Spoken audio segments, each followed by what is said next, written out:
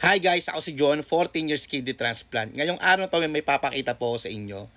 Kahapon po kasi umatin po tayo ng World Kidney Day sa NKTI, which is first time ko po mag-host. Anyway, ginanap po yon kahapon. Ayun po yung World Kidney Day.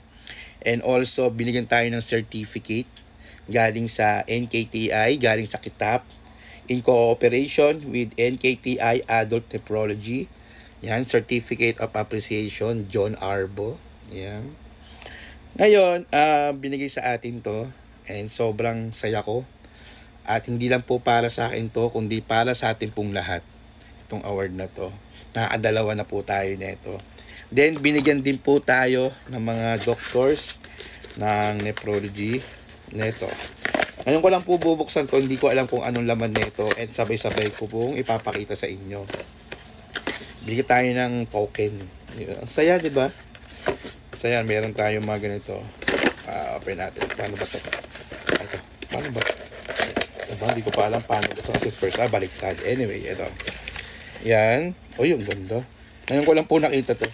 Wow, ang ganda naman. Ayan, o. World Kidney Day 2025. I-display ko to sa Carmona.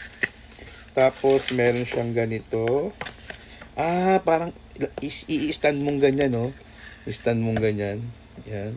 Yung nakikita nyo, itong award na to, hindi lang po para sa akin to, kundi para sa atin pong lahat, lalong-lalo na sa mga kidney transplant, sa mga dialysis patient dyan. Itong certificate na to, para sa atin pong lahat.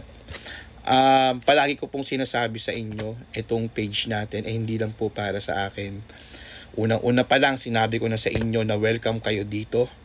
Kung sa ibang mga content, sa ibang mga page hindi kayo welcome kasi nahuhusgahan kayo or feeling nyo na alone kayo, dito welcome kayo. Kaya ako gumawa ng page para sa atin dahil tayo lang po nagkakaintindihan. Sana mas lumawak pa yung mga nakakapanood sa atin para magkaroon sila ng awareness and sana ma-share nyo rin po sa mga kamag-anak nyo. Thank you so much Kitap para po dito sa opportunity and thank you so much sa mga NKTI Adult Nephrology. Ang daming doktor doon, ang babait. And also sa NKTI administration, maraming salamat. Kung di po dahil sa inyo, hindi po kami makikidney transplant at sa mga doctors na nag-alaga po sa amin. Yun lang po, ingat po palagi kung nasan man tayo. Mas importante pa rin ang kalusugan natin.